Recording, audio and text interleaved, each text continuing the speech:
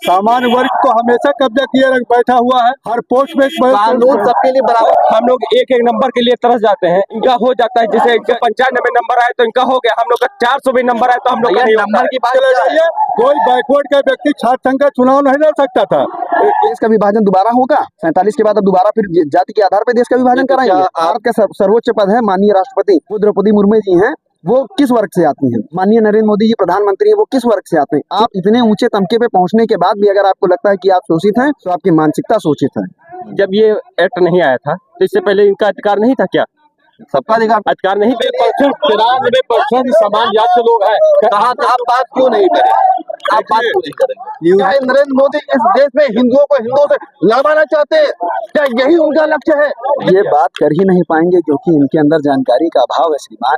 ये बात करने के लिए आपको तथ्य आपके पास होने चाहिए। आपको तो सभी के लिए एक समान कानून होना चाहिए कि आपके लिए अलग, इनके लिए अलग, इनके लिए अलग होना चाहिए? सबके लिए होना चाहिए। यही तो बात कही जा रही है। समान जाति के लोग यही मांग कर रहे हैं कि सबके लिए एक समान कानून बने। लेकिन देखिए, तो यहाँ पे बिल्कुल एकदम सौतेला व्यवहार सामान्य जाति के लोग साथ में किया जा रहा नहीं, सौतेला व्यवहार नहीं किया। है। इस एक्ट में सौतेला व्यवहार किया जा रहा है। आप बात क्यों नहीं करेंगे? आप बात क्यों नहीं करेंगे? आप बात क्यों नहीं करेंगे? यूजीसी जो कानून लागू किया गया है, ये समता संवर्धन विनियम, ये सभी लोगों के लिए। और सामान्य वर्ग के लोगों की भागीदारी क्यों नहीं होगी? सामान्य वर्ग को हमेशा कब्जा किए रख बैठा हुआ है। हर पोस्ट में कानून सबके लिए बराबर बनता है। और हमारे छात्रों के साथ होता है, हमारे छात्रों के साथ छात्रावास में हमारे छात्रों के साथ जबरदस्ती जो है, जबरदस्ती उनसे जो उनका उत्पीड़न किया जाता है। इसलिए समता संवर्धन कानून आया है। सारे लोगों को समान जाति में होता है। सारे लोग करते हैं। आप किसान महाविद्यालय में चले जाइए। अरे ब्राह्मण चले जाइए, क्या है? किसान महाविद्यालय में आप चले जाइए, कोई बैकवर्ड का व्यक्ति छात्र संघ का चुनाव नहीं लड़ सकता था। जो है दुग्गीलाल यादव को मारते मारते उनको बेहोश कर दिया गया। हम आपके चैनल के माध्यम से कहना चाहते हैं, आप बताइए सबके लिए समान कानून क्यों नहीं? 93% समान जात के लोग हैं। कहा 93%? देख लीजिए, 15% आबादी है, 15% आबादी है। आप अपने बच्चों को नहीं भेजते हैं। सीट आप 2 सीटें हैं हमारे यहाँ अभी इन्होंने कहा कि 93% सामान्य जाति के लोग हैं। हमारे बहराइच में महिला महाविद्यालय है, वहाँ पे 75% मुस्लिम बेटियां पढ़ाई कर रही है, जबकि वो सभी के लिए है। तो कहाँ सामान्य जाति के, कहाँ सबके लिए समानता हो रही है? अरे सामान्य जाति के बच्चे के साथ यदि भेदभाव होगा तो वो कहाँ जाएगा, कहाँ शिकायत करेगा? उसको शिकायत करने का अधिकार क्यों नहीं है? ये क्या सनातन को तोड़ने की साजिश नहीं है? ये नरेंद्र मोदी ने क्या यही साजिश रची थी? यही लिए ये नरेंद्र मोदी एक्ट लेकर के आए थे? क्या ये नरेंद्र मोदी इस देश को बांटना चाहते हैं? क्या ये नरेंद्र मोदी इस देश में हिंदुओं को हिंदुओं से लड़वाना चाहते हैं? क्या यही उनका लक्ष्य है? क्या इसी से विकसित भारत बनेगा? क्या इसी से जो है राष्ट्र कल्याण होगा? ये लोग बात करने को तैयार नहीं है। जब इनसे हम पूछ रहे हैं कि सामान्य जाति के बच्चों को पढ़ने का अधिकार नहीं, क्या सामान्य जाति के बच्चों को अपनी बात को अपने शिकायत करने का अधिकार क्यों नहीं दिया जाएगा, तो ये बात ही नहीं करना चाहते हैं। समाज बहुत बड़ा ये गलत एक्ट है। इसमें हम लोग का नुकसान ज्यादातर होगा। नुकसान इस पर होगा जितना वो लोग करेंगे, एक एक नंबर से हम लोग का चला जाता है। एक एक नंबर से समान जात का सबसे ज्यादा वो हो रहा है अत्याचार। समान जात सभी के लिए एक समान कानून, एक समान कानून होना चाहिए सभी के साथ। हम लोग एक एक नंबर के लिए तरस जाते हैं। इनका हो जाता है, जैसे 395 नंबर आए तो इनका हो गया, हम लोग का 400 भी नंबर आए तो हम लोग नंबर की बात छोड़ दो, नंबर की बात छोड़ दो। आप इन पे अत्याचार करोगे, ये जन्म सिद्ध आप एडमिशन होते ही सिद्ध हो जाएगा। आप इन पे अत्याचार कर रहे हो, अत्याचार कर रहे हैं। आपकी शिकायत सुनी भी नहीं जाएगी। हम लोग इनसे कौन सा वो कर रहे हैं? तो ये राज्य होता है। जिस तरह से आरक्षण अभी चल रहा है, आरक्षण सबसे ज्यादा का फायदा कौन उठा रहा है? यही लोग तो उठा रहे हैं। हम लोग का फायदा अभी समान वर्ग वाले कोई फायदा उठाए आज तक देखें? समान वर्ग वाले एक भी अगर फायदा उठाए तो बताइए आप। तो इस एक्ट में तो आपको शिकायत करने का भी अधिकार नहीं मिलेगा भाई। शिकायत करने का अधिकार पहले भी नहीं था, अभी भी नहीं है। के बच्चों का, सामान्य जाति के लोग जो इसमें समानता समिति बनेगी, उस समिति में उनको भी रहने का अधिकार नहीं है। सबसे ज्यादा फायदा कौन उठाया? आप भी बताइए, अपने आपो से बताइए, सबसे ज्यादा फायदा कौन उठाया? क्या इस एक्ट से सामान्य जाति के छात्र छात्राओं का दोहन बढ़ जाएगा कि नहीं बढ़ जाएगा? बढ़ जाएगा, सबसे ज्यादा बढ़ जाएगा। जिस हिसाब से ये एक्ट बनाया गया उस हिसाब से तो सामान कभी शोषित रहा ही नहीं है। क्या हमारे साथ शोषण नहीं हो सकता है? शोषण तो सभी के साथ हो नहीं, सकता है। ब्राह्मण जड़ेगा क्या है, ब्राह्मण की कब्र खोदेगी, ये सब क्या है जनेऊ की धरती पर? ये सब बहुत गलत है। तो उसके खिलाफ तो ब्राह्मण समाज के या सामान्य वर्ग के कोई भी छात्र छात्रा शिकायत भी नहीं कर हमें तो सकते। शिकायतकर्ता का भी अधिकार नहीं दिया गया है, हमको तो बिल्कुल पूरी तरीके से हमें तो ब्राह्मण होने का अभिशाप दे दिया गया है।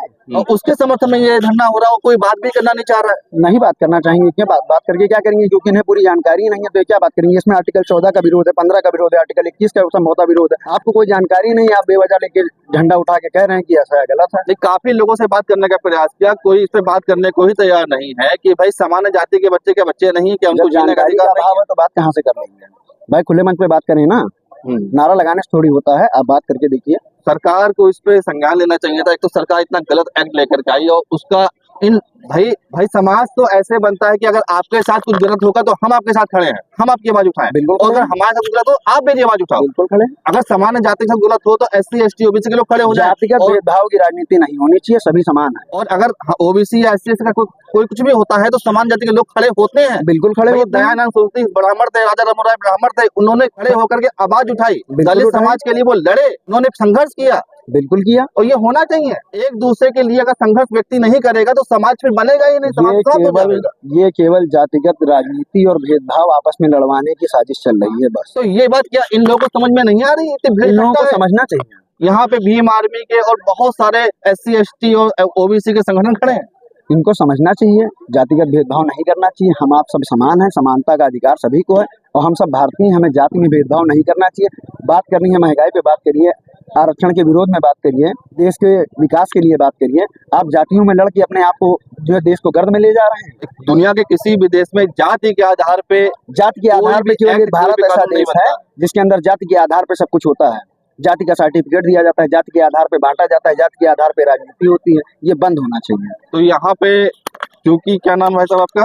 शीतल त्रिपाठी। तो शीतल त्रिपाठी जी क्योंकि सामान्य वर्ग से हैं तो ये बोल रहे हैं, इन्होंने अपनी बात को रखा है।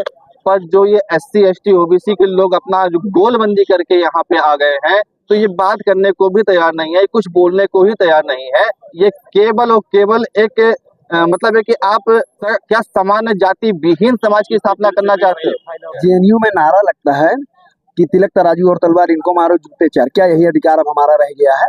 और कार्रवाई भी नहीं, हम लोग शिकायत भी नहीं कर सकते। भारत देश के अंदर 3% ब्राह्मण होने के बावजूद भी अगर हम सर्वोच्च पद में हैं तो किसी की भिक्षा पे नहीं है, हम अपनी क्षमता के आधार पे वहाँ हैं। जी। कोई आरक्षण हमको नहीं मिलता है, मैं अपनी योग्यता के आधार पर वहाँ पहुँचता हूँ। आरक्षण की भीख में नहीं मिला है हमको कि हम आरक्षण की भीख पाके वहाँ बैठे हुए। आपकी योग्यता अगर अच्छी है और उस बात से कोई भीमवादी और अगर आपकी शिकायत कर ना भाई साहब, अगर बंटवारा करना ही है तो बंटवारा करिए, मैं भी बंटवारा करने को तैयार हूँ। आप 80 कॉलेज इनको दे दीजिए, 20 हमारे दीजिए, लेकिन सिर्फ 20 जनरल के हों। आप बांटिए, अस्पताल बांटिए, 80 अस्पताल इनको दीजिए, 20 अस्पताल हमको दीजिए, लेकिन उसमें केवल जनरल वर्ग का इलाज हो।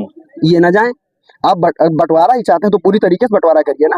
देश का विभाजन दोबारा होगा 47 के बाद, अब दोबारा फिर जाति के आधार पर देश का विभाजन कराएंगे। आप ये एक्ट लाया गया कि विभाजन के लिए एक्ट लाया गया? ये बिल्कुल विभाजन के लिए लाया गया है। मतलब इसके पीछे मंशा विभाजन की ही मंशा है, राष्ट्र का विभाजन करने की ही मंशा है। राष्ट्र के विभाजन की मंशा से ये एक्ट लाया गया। विभाजन नहीं बर्दाश्त होगा। ये देश, आप याद करिए 47 में जब विभाजन हुआ तो कितने ज्यादा दुख के साथ ये देश उभरा है। आज 70 साल बाद भी आपको लगता है कि आप जो शोषित हैं, आज की डेट में भारत का सर्वोच्च पद है माननीय राष्ट्रपति, वो द्रौपदी मुर्मू जी हैं, वो किस वर्ग से आती हैं? माननीय नरेंद्र मोदी जी प्रधानमंत्री हैं, वो किस वर्ग से आते हैं? इन वर्ग, आप इतने ऊंचे तमके पे पहुंचने के बाद भी अगर आपको लगता है कि आप शोषित हैं तो आपकी मानसिकता शोषित है। अगर नहीं, जो इसके खिलाफ धरने हुए उसमें बहुत से SC ST OBC के लोग भी साथ में रहे। आप चलिए हमारे साथ, मैं आपको दिखाता हूँ कि मेरे SC ST वर्ग के लोग भी हमारे जो मित्र हैं, OBC वर्ग के भी हमारे मित्र हैं। हम इस रूल के आधार पर तो हम उनमें बढ़ जाएंगे, हमारी मित्रता खराब हो जाएगी। कल को मुझे उनसे डर लगेगा, मैं उनसे बोलूंगा नहीं, पता चलेगा कि हमने उनसे मित्रता बस कुछ कह दिया, कुछ भी कह दिया। मित्रता में सब कुछ चलता है आज की डेट में। हमने उनके अगर धक्का भी दे दिया हंसी मजाक में तो कहेंगे जाके मैं मुकदमा लिखा दूंगा, मैं तो ना जाए जेल चला जाऊंगा। उद्देश्य से ये एक्ट लाया गया है ताकि मेरा तो जीवन खराब हो जाएगा, मेरा तो करियर खराब हो जाएगा, हमारे आने वाले बच्चों का भविष्य खराब हो जाएगा। एक बार SC ST का नियम बन गया, चलिए कोई बात नहीं, आज तक उसका विरोध हम लोग कर नहीं पा रहे हैं। जो लांछन, जो लाद दिया गया हम लोगों के ऊपर, उससे उभर नहीं पा रहे हैं। आज सुप्रीम माननीय सर्वोच्च न्यायालय ने कह दिया कि 75% SC ST के मुकदमे फर्जी दायर किए जाते हैं, केवल राजनीति में, पैसे के लिए, एक दूसरे के दुश्मनी में, केवल इसलिए लागू किए जाते हैं। क्या सर्वोच्च न्यायालय से ऊपर कोई हो गया है? इस देश में कानून रह ही नहीं गया है। यहाँ पे आप दिखाइए कि कितनी सारी कारें खड़ी हुई हैं, सब बड़ी बड़ी लग्जरी का वाहनों से लोग आ रहे हैं। ये किस तरीके से और शोषित हैं? इनके ऊपर कैसे ये मान और सरकार मान रही है, हमेशा से शोषित है ये। और जो गरीब लड़के हैं, अब देखिए बहुत सारे ऐसे लड़के हैं सामान्य जाति के जो बहुत ही गरीब है, या उनको साइकिल से चलने वाले लोग भी हैं।